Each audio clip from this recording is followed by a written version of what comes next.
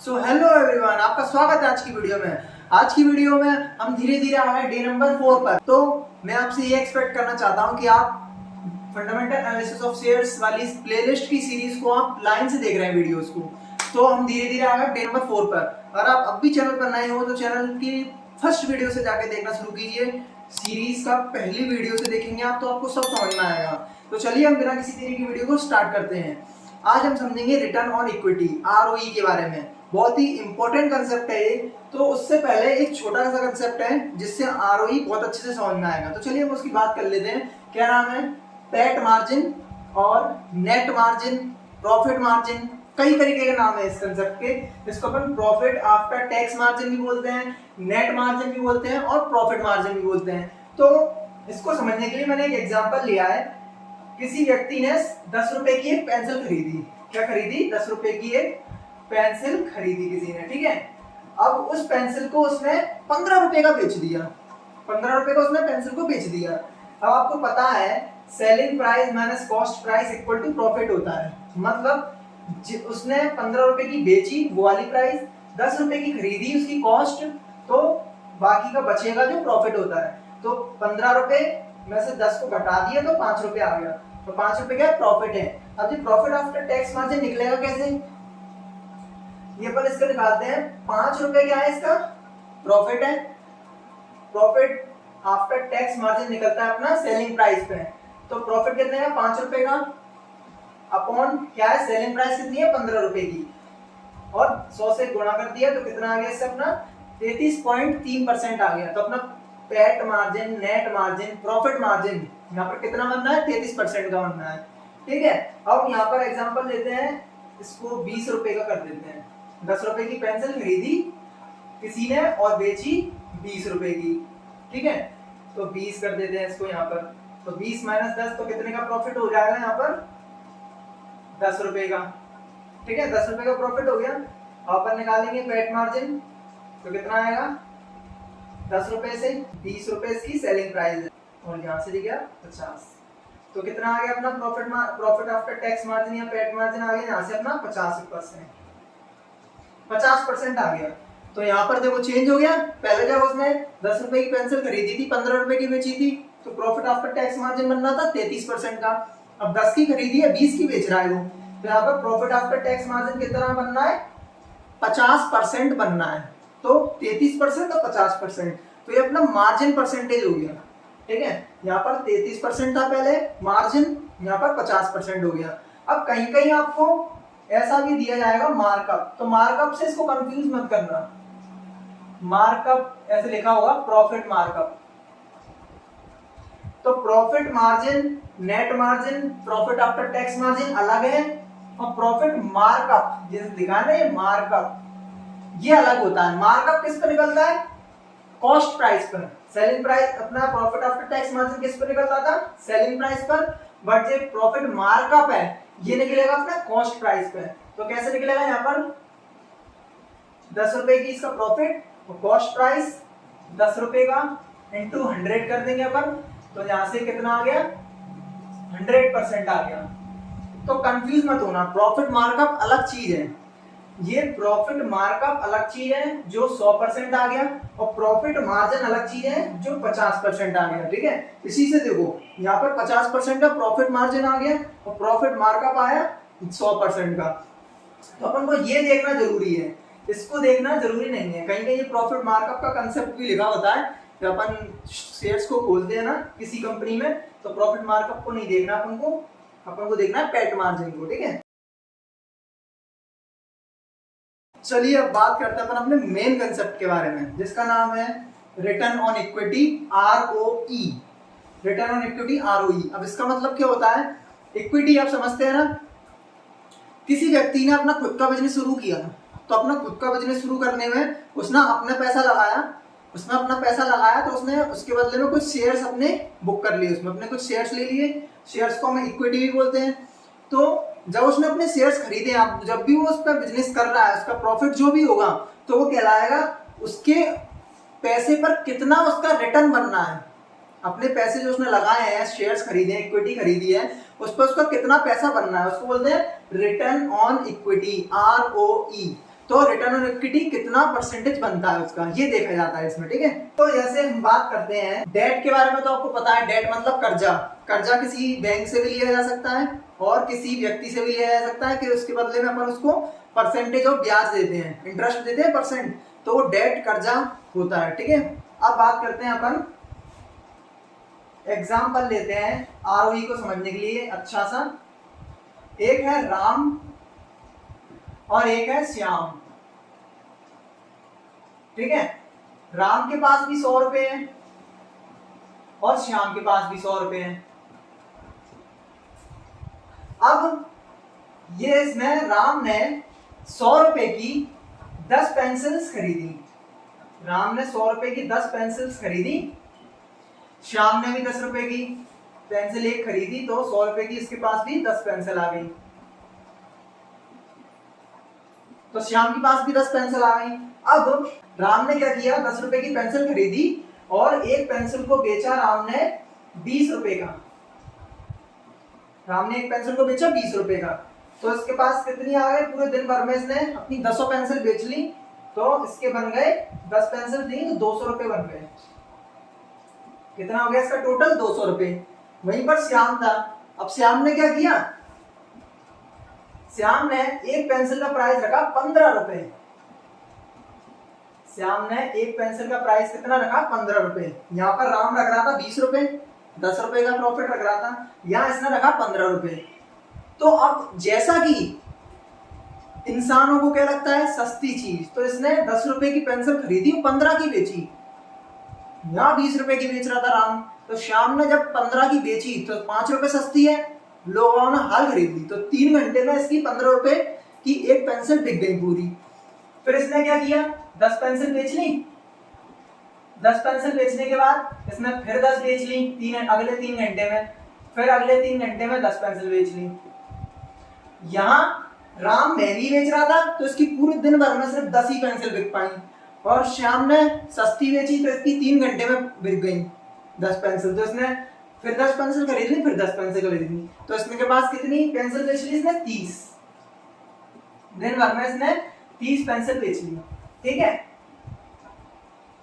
अब एक पेंसिल का प्राइस कितना था, 15 रुपए।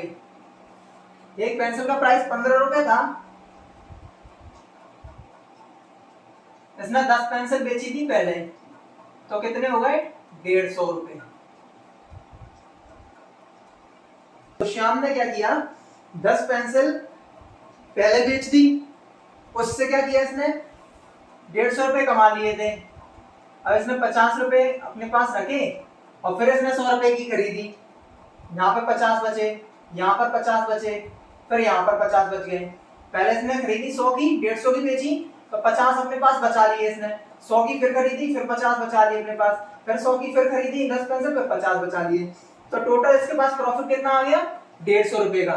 ठीक है, प्रॉफिट 150 का है, 100 रुपए इसके लगे थे। अब इसके पास टोटल दिन के आखिरी में कितने रुपए हो गए, 250 रुपए। एंड ऑफ द डे इसके पास 250 रुपए है, एंड ऑफ द डे इसके पास है 200 रुपए। अब यहां से हम इसका कैलकुलेशन करते हैं। राम के पास 200 रुपए आ गए, श्याम के पास 250 रुपए आ गए दिन के आखिर में, और इसने भी 100 रुपए अपने खर्च किए थे और राम ने भी अपने 100 रुपए खर्च किए थे। अब बात करें अपन पैट मार्जिन। पैट मार्जिन अभी समझाया था मैंने, प्रॉफिट आफ्टर टैक्स मार्जिन किस पर निकलता है, सेलिंग प्राइस पर है। तो सेलिंग प्राइस कितनी हो गई इसकी, 200 रुपए हो गई। क्यों, लास्ट में इसके पास कितना सेल किया इसने, 200 रुपए का माल सेल किया दिन के आखिरी तक, तो 100 रुपए का क्या हुआ, प्रॉफिट हुआ ना। 100 रुपए की खरीदी, 200 की बेची, selling price minus cost price equal to profit, ये होता है। 200 की बेची इसने, राम ने 100 रुपए की खरीदी थी, तो प्रॉफिट कितना हो गया, 100 रुपए का। ये प्रॉफिट हो गया 100 रुपए का, और सेल कितने रुपए का करा, 200 का इंटू 100, तो कितना हो गया ये,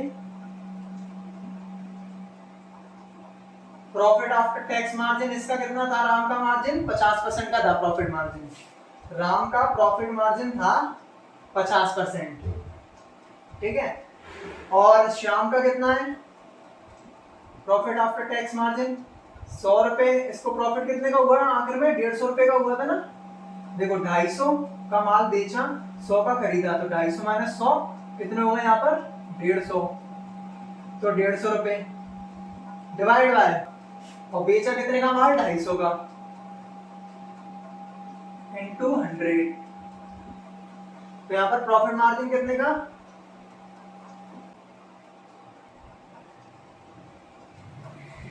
प्रॉफिट मार्जिन यहाँ पे आ गया 60%। यहाँ पर क्या दिख रहा है अपन को कि राम को प्रॉफिट मार्जिन कितने का हुआ 50% का, और श्याम को प्रॉफिट मार्जिन हुआ 60% का। ऐसा क्यों हुआ?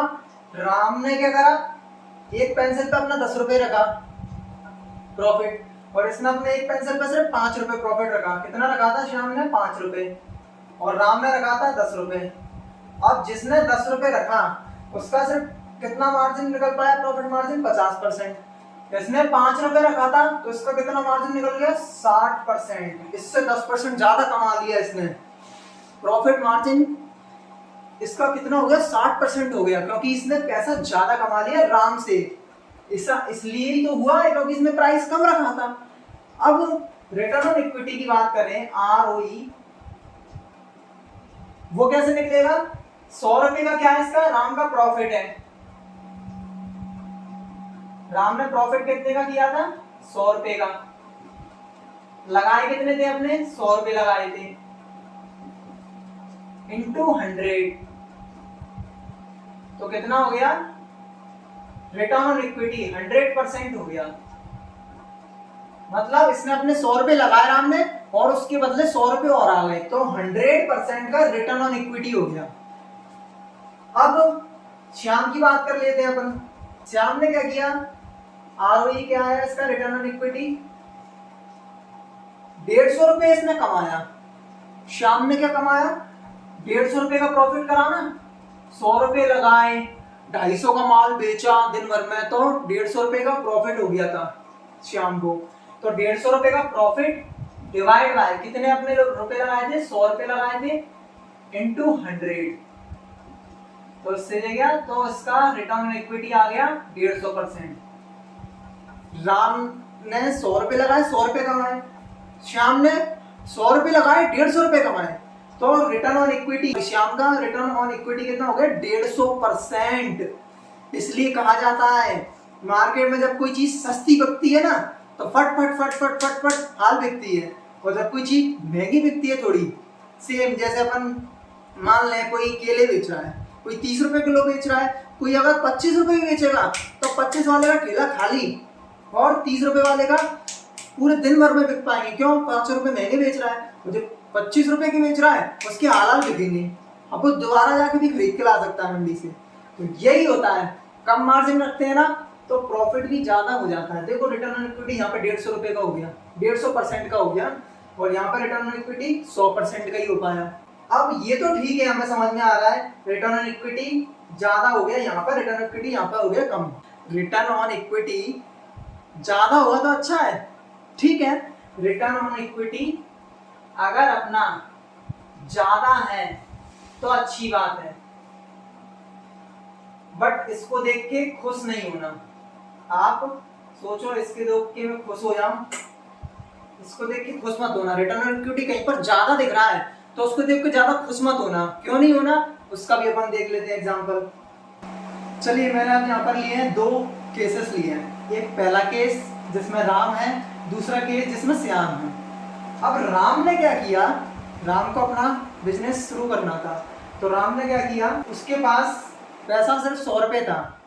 मान लेते हैं करोड़ में कुछ होगा, मैंने सिंपल एग्जाम्पल ही मान लिया 100 रुपए, एग्जाम्पल के लिए मैंने 100 रुपए मान लिए, करोड़ में मैंने लिख दिया, फिगर्स करोड़ में हो सकते हैं। इक्विटी कैपिटल, राम के पास 100 रुपए थे, उसने अपने 100 रुपए अपने बिजनेस में इन्वेस्ट किए, ठीक है। राम के पास 100 रुपए थे, उसने अपने पैसे 100 रुपए बिजनेस में लगाए ताकि वो कुछ इनकम कर सके उससे। अब राम ने कर्जा नहीं लिया, डेट राम का 0 था, राम ने कोई कर्जा नहीं लिया। मान के चलो राम ने प्रॉफिट कमा लिया, नेट प्रॉफिट 20 रुपए का, तो राम ने नेट प्रॉफिट 20 रुपए का कमा लिया, तो रिटर्न ऑन इक्विटी कैसे आएगा? उसी तरीके से आएगा रिटर्न ऑन इक्विटी ₹20 का प्रॉफिट डिवाइड बाय कितने रुपए लगाए थे, 100 रुपए इंटू 100, तो कितना आ गया यहाँ से 20% का आ गया, रिटर्न ऑन इक्विटी आ गया यहाँ से 20% का। ठीक है, राम का एग्जांपल समझ में आ गया। अब समझते हैं श्याम के बारे में।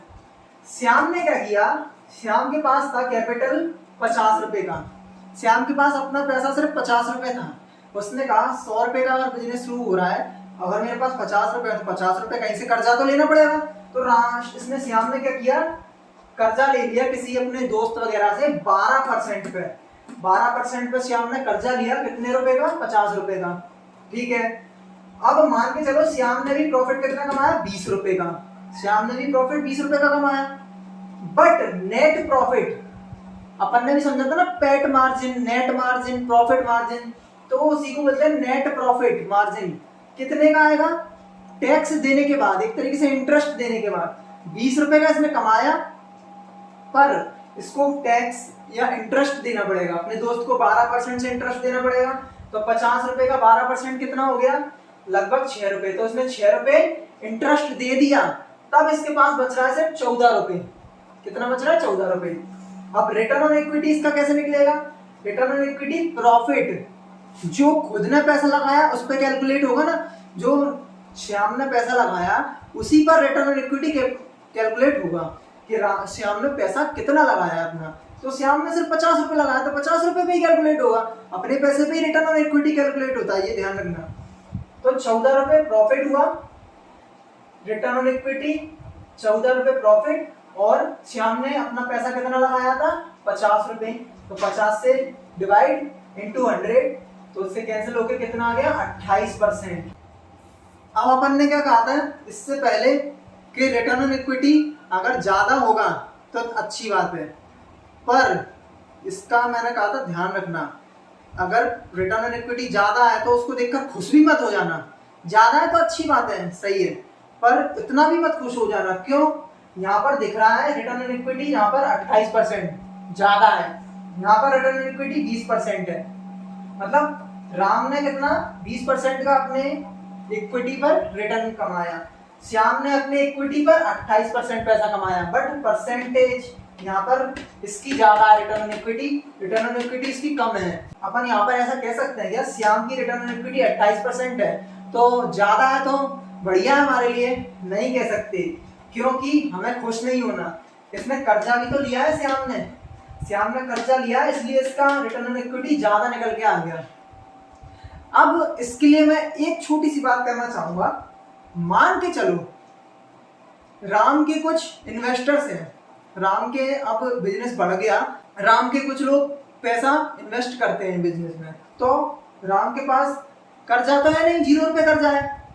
तो अगर राम को प्रॉफिट नहीं भी हुआ, साल में अगर प्रॉफिट ज्यादा नहीं हुआ या कम प्रॉफिट हुआ, साल में अगर प्रॉफिट ज्यादा नहीं हुआ या कम प्रॉफिट हुआ राम को, तो राम को कर्जा तो नहीं देना,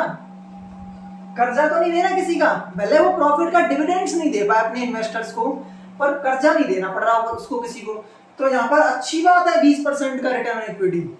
अगर श्याम की बात करें अपन, यहाँ पर श्याम को अगर प्रॉफिट नहीं हुआ साल में या कम प्रॉफिट हुआ, तो इसके पास तो कर्जा है 12% के इंटरेस्ट पे, तो 12% के इंटरेस्ट पर श्याम के पास कर्जा है, तो उसको 50 रुपए पे कर्जा देना ही देना पड़ेगा।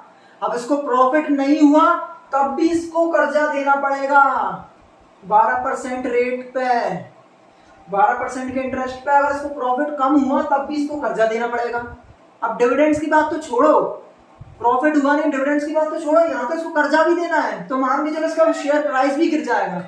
तो कर्जा होना अच्छी बात नहीं है, कर्जा होगा तो रिटर्न ऑन इक्विटी बढ़ सकता है, मतलब रिटर्न ऑन इक्विटी को कर्जा लेकर भी बढ़ाया जा सकता है। तो रिटर्न ऑन इक्विटी ज्यादा है तो अच्छी बात है, बट देखकर इतना भी खुश मत होना, कहीं उसको देख लेना कर्जा तो नहीं है, क्योंकि कर्जा लेकर भी रिटर्न ऑन इक्विटी को बढ़ाया जा सकता है।